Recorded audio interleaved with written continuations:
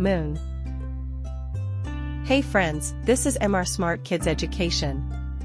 Today, we are going to learn about Moon. Let's start. The exploration of the Moon has been a journey of discovery, spanning from the early days of the space race to the modern, international efforts of today.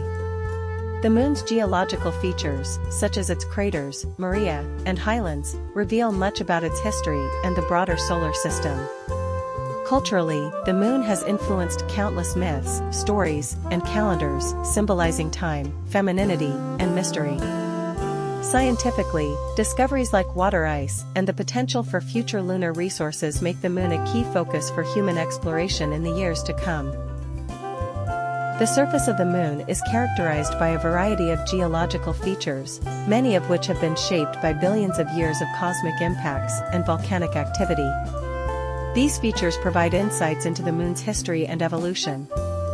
Lunar craters are the result of meteoroid impacts that have pocked the Moon's surface.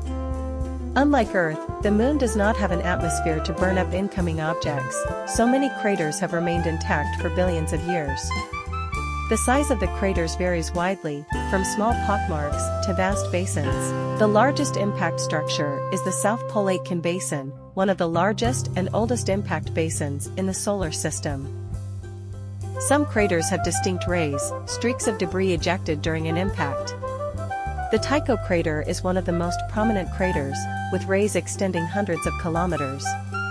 The millennia are large, dark plains found on the Moon's surface, especially on the side facing Earth. These regions were formed by ancient volcanic eruptions that flooded large basins with lava.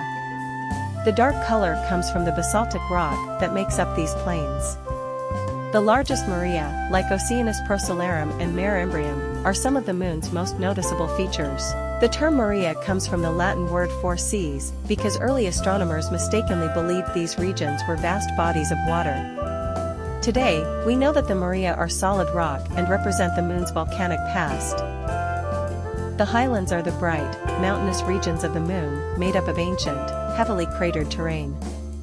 These regions are older than the millennia and are made up of anorthosite, a type of rock that gives them their light color. The highlands cover much of the Moon's surface, especially the far side, and are the remnants of an earlier period of intense bombardment. The Moon's internal structure is layered, consisting of the crust, mantle, and core.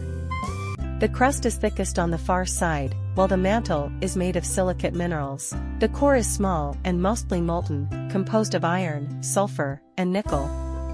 The core is much smaller than Earth's, and the Moon does not have the same level of tectonic activity. One of the key discoveries about the Moon's structure was made by the Apollo missions, which used seismometers to measure moonquakes. These findings revealed that the Moon's interior is not as active as Earth's, but it does have some geological processes at work. The Moon has been a central target for exploration for centuries, but it was not until the 20th century that human interest in the Moon reached new heights. The story of lunar missions is deeply intertwined with the technological and political developments of the space race between the Soviet Union and the United States.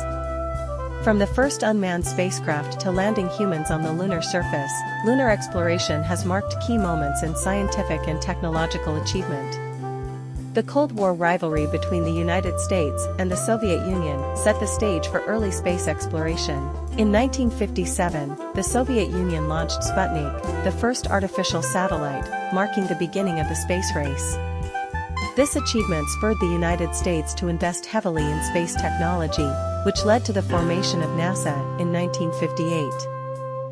While the US focused on developing its own space programs, the Soviet Union achieved another milestone in 1959 with the Luna 1 mission, the first spacecraft to reach the Moon's vicinity.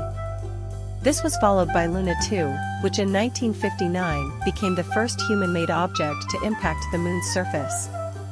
The Soviet Union's Luna 9, 1966, made history by being the first spacecraft to land on the Moon, sending back the first photographs of the lunar surface. During the same time, the U.S. pursued its lunar ambitions with the Ranger and Surveyor programs, which sent unmanned spacecraft to photograph the Moon's surface and perform detailed studies. However, the most significant milestone came with the Apollo program. The Apollo program, initiated by NASA, was the United States' boldest attempt to land humans on the moon. The program culminated in the historic Apollo 11 mission on July 20, 1969, when Neil Armstrong and Buzz Aldrin became the first humans to walk on the moon. Armstrong's famous words, "That's one small step for man, one giant leap for mankind," echoed the significance of this achievement. The success of Apollo 11 was followed by subsequent missions, including Apollo 12, Apollo 14, Apollo 15, Apollo 16, and Apollo 17, which landed a total of 12 astronauts on the lunar surface. These missions brought back lunar rocks, soil samples, and conducted numerous scientific experiments, significantly increasing our understanding of the moon's geology and its history. One of the key contributions of the Apollo missions was their role in bringing back samples of lunar rock, which allowed scientists to learn more about the moon's formation and evolution. The astronauts also conducted experiments that measured the moon's gravity, magnetic field, and seismic activity. The Apollo 13 mission, which experienced a near disaster due to an oxygen tank explosion, highlighted the risks of space exploration. Despite this setback, the astronauts were safely returned to Earth, and the incident led to improvements in future missions. After the success of Apollo, interest in the moon waned. However, space agencies continued to study the moon using robotic spacecraft. Luna 16, Luna 20, and Luna 24, Soviet Union, were some of the notable missions that brought back additional lunar samples. These missions provided critical data about the moon's composition, and by the 1980s, scientists were learning about the moon's potential as a resource-rich body. In the 1990s, NASA's Clementine mission, 1994, and the Lunar Prospector, 1998, focused on mapping the moon's surface, searching for water ice at the poles, and studying its mineral composition. These missions laid the groundwork for understanding the moon's potential for future human exploration. In the 21st century, lunar exploration has seen a revival, driven by both space agencies and private companies. China's Chang'e program has been particularly notable, with the country successfully landing the Chang'e 3 rover on the moon in 2013.